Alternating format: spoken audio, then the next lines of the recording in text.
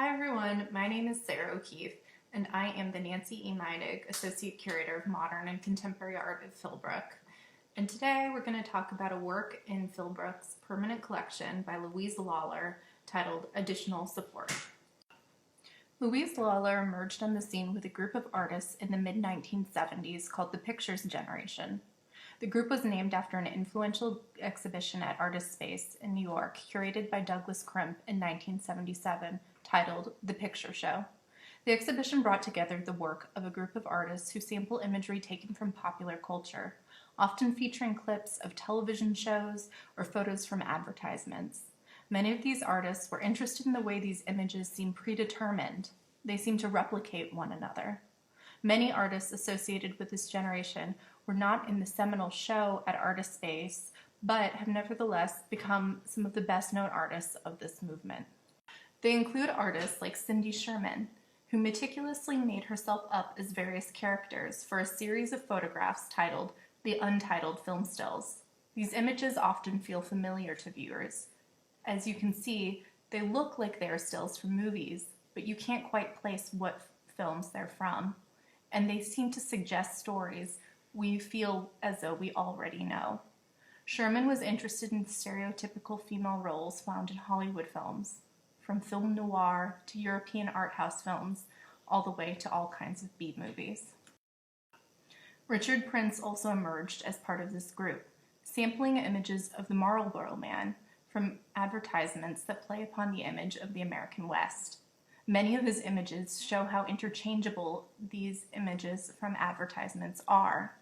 Prince would rephotograph advertisements, and his 1977 work, untitled Four Single Men with Interchangeable Backgrounds Looking to the Right, featured cut-out figures where he placed the men on top of different backgrounds. Most of the artists from this group were interested in how images circulate in mass media and point to larger systems that allow these images to be repeatedly reproduced.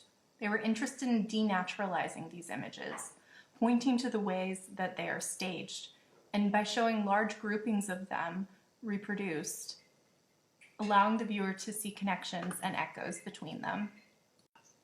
Louise Lawler emerged with this group of artists.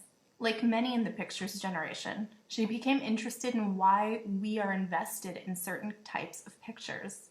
She studied how images function in a variety of different contexts, and how artworks circulate just like any other kind of collectible or commercial object.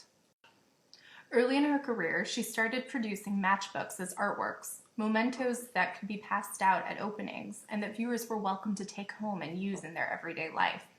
The texts on their surfaces were often funny, like those produced for the 1991 Carnegie International. "This takes the cake," one read, a sardonic idiom uttered about the worst incident in a long string of unfortunate events. Or, "The cheese stands alone," a phrase from the children's nursery rhyme, Farmer in the Dell, in which all participants have chosen their object. The farmer takes the wife takes the child takes the nurse, and so on, but the cheese is left without any object to claim as its own. All phrases are about one event or object, the cheese or the cake, understood as exceptional after being compared to all the others in a group. In many ways, this logic echoes the logic of putting together a show like the Carnegie International, a survey of exceptional artwork being produced within a much larger field of contemporary artists. One of Lawler's early matchbooks bore the phrase, "Why pictures now?" Lawler photographed this matchbook in an ashtray in a 1981 photograph. The phrase is without any punctuation, and it's ambiguous in this way. It could serve as either a question, "Why pictures now?" or an opening salvo for an argument yet to come.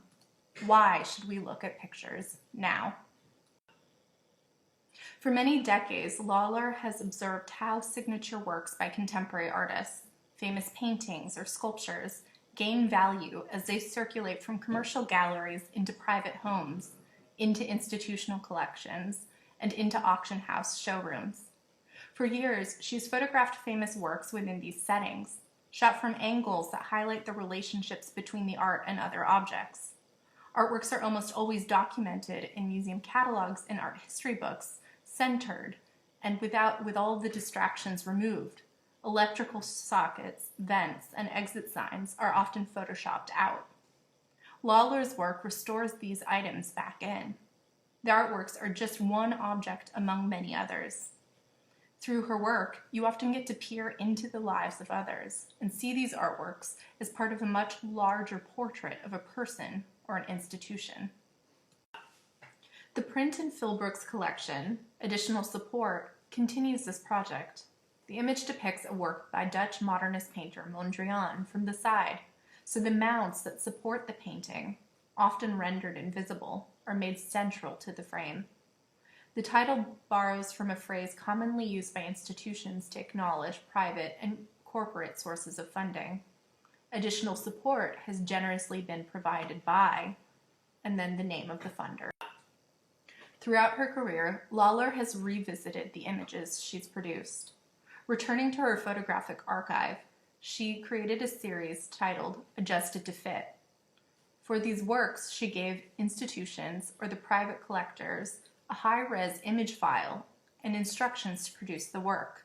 They simply needed to stretch the image so it entirely filled whatever wall it would be mounted upon. A very distorted image would result. Lawler also worked with an illustrator to trace some of her most famous works, rendering them as coloring book pictures. And a little over a week ago, Lawler released these tracings as PDFs for folks to print at home and enjoy as their own kinds of coloring book pictures. We'll include a link to these coloring book pages on our site if you'd like to enjoy them at home yourself. Thanks so much for joining us this week as we think about Louise Lawler's work in our collection. And I hope you'll join us next week. We're going to talk about Robert Rauschenberg's works at Philbrook. I hope everybody's staying safe and healthy, and we'll see you here next week.